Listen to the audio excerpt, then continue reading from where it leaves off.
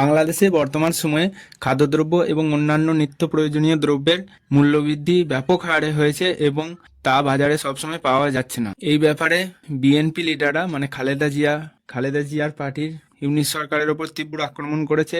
আর এই মূল্যবৃদ্ধির মেন দুটি কারণ। প্রথমটি হচ্ছে আগস্ট আন্দোলনের পর থেকে বাংলাদেশি টাকার মূল্য ইউএস ডলারের তুলনায় ব্যাপক হারে কমে গেছে। এর ফলে যখনই বাংলাদেশ কিছু আমদানি করতে যাচ্ছে তার জন্য তাকে অনেক বেশি টাকা পে করতে হচ্ছে। 2 নম্বর হচ্ছে বাংলাদেশ মায়ানমার সীমান্তটি আরাকান আর্মি দখল করে নিয়েছে, ফলে মায়ানমার থেকে কোনো প্রকার জিনিস তারা আমদানি করতে পারছে না। বাধ্য হয়ে তারা অনেক বেশি বেশি পরিমাণে চাল, আলু এবং আরও অন্যান্য খাদ্যদ্রব্য ভারত থেকে আমদানি করতে বাধ্য হচ্ছে এবং তার জন্য অনেক বেশি বাংলাদেশি টাকা পে করতে হচ্ছে। এর ফলে বাংলাদেশে খাদ্যের দাম অনেক বেড়ে গেছে।